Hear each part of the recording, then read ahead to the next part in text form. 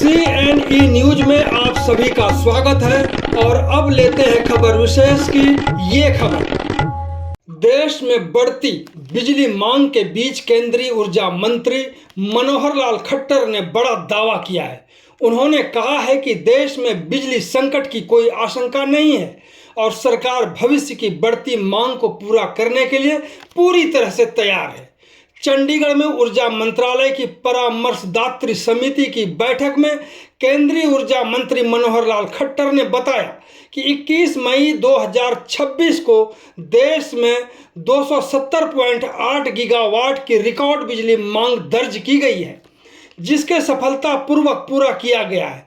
सरकार का लक्ष्य देश को बिजली सरप्लस बनाए रखना है और 2027 में संभावित 330 गीगावाट पीक डिमांड के लिए भी तैयारी की जा रही है। ऊर्जा मंत्री खट्टर ने भरोसा दिलाया है कि देश में बिजली की कमी नहीं आने दी जाएगी।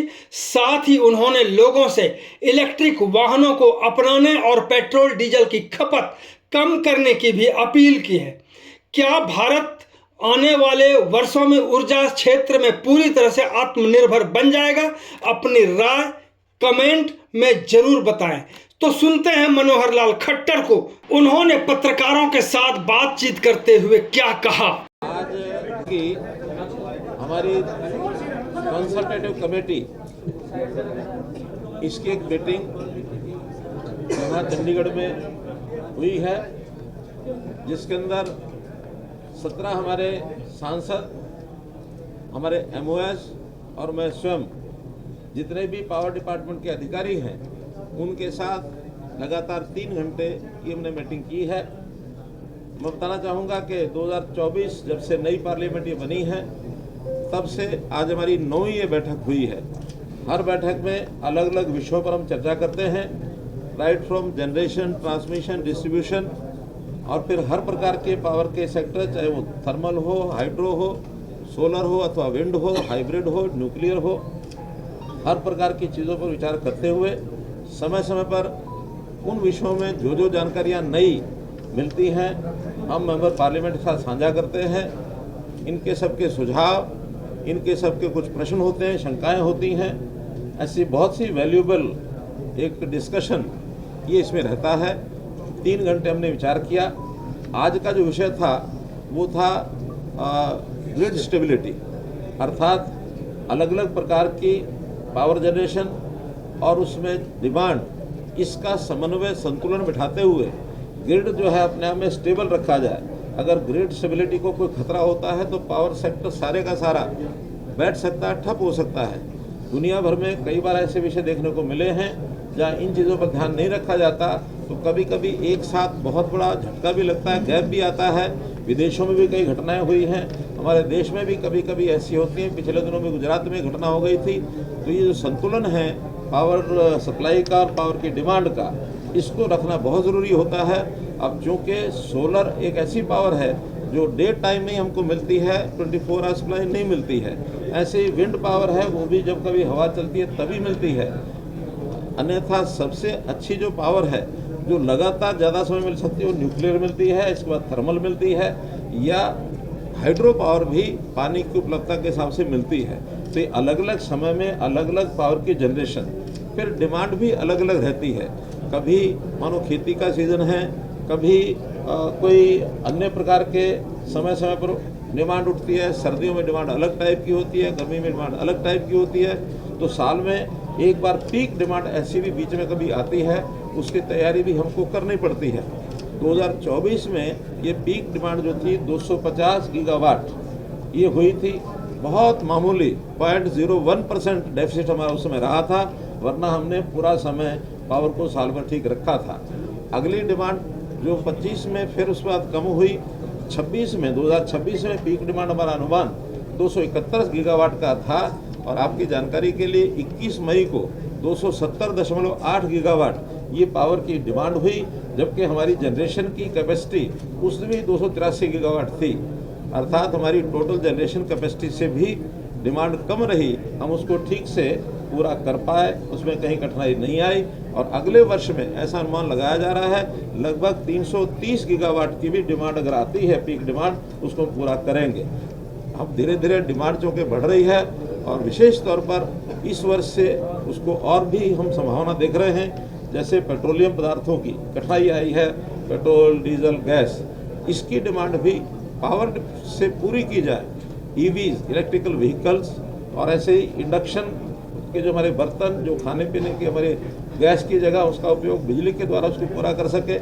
आगे चल कर के एआई के नाते से और हमारा जो डाटा सेंटर है उसकी डिमांड भी बढ़ने वाली है। तो इस सारी डिमांड को बढ़ने के लिए हमारी पावर की जो प्लानिंग है, उस प्लानिंग के हिसाब से हम सफलतापूर्वक चल रहे हैं। और इन्हीं सब विषयों को लेकर के आज हमारी चर्चा हुई, बहुत असरदार जी चर्चा रही।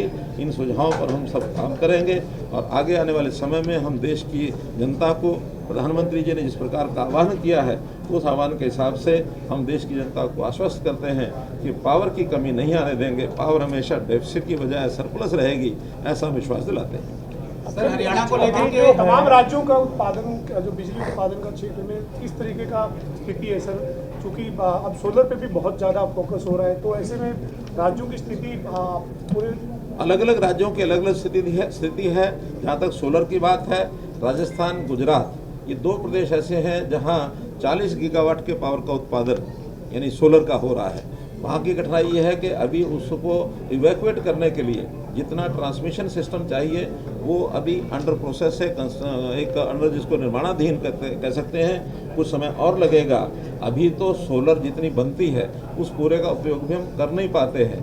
सोलर भी बढ़ेगा, ट्रांसमिशन लाइन भी बढ़ेगी, उस पावर को इवैक्यूएट करके दूसरे प्रदेशों में ले जाएंगे और दिन के समय के बजाय उसको पीक आवर्स में यूज़ किया जाए, उसके लिए स्टोरेज, बैटरी स्टोरेज और पंप स्टोरेज, इसके प्रोजेक्ट भी जगह जगह लग रहे हैं। तो इसलिए इस सारी प्रोसेस में हम सफलतापूर्वक आगे बढ़ेंगे। जहाँ तक पहाड़ी राज्यों का विषय है, पहाड़ी राज्यों में क्योंकि पानी की कमी नहीं होती है, नदियाँ चलती हैं, तो उसमें हम हाइड्रो पावर का भी जगह जगह जो प्लांट लग रहे हैं, जम्मू कश्मीर में पर्याप्त मात्रा में लग रहे हैं, अरुणाचल प्रदेश में लग रहे हैं, सभी प्रदेशों में हाइड्रो की कैपेसिटी जो हमारी बढ़ रही है उसका उपयोग हम कर रहे हैं। मिडिल ईस्ट क्राइसिस जो है वो लग नहीं रहा है कि मिडिल ईस्ट क्राइसिस जो है वो लग नहीं रहा कि जल्दी सुलझेगा, तो सेल्फ सफिशिएंट बनने के लिए आपने बोला कि ईवी के ऊपर फोकस किया जा रहा है। बाकी क्या और चीजें हैं या क्या प्रोजेक्ट्स हैं जिसके ऊपर और आगे आने वाले टाइम में काम? मैंने बताया क्योंकि ज़्यादा इफेक्ट जो हमारा पड़ा है पेट्रोलियम पदार्थों पर ही पड़ा है।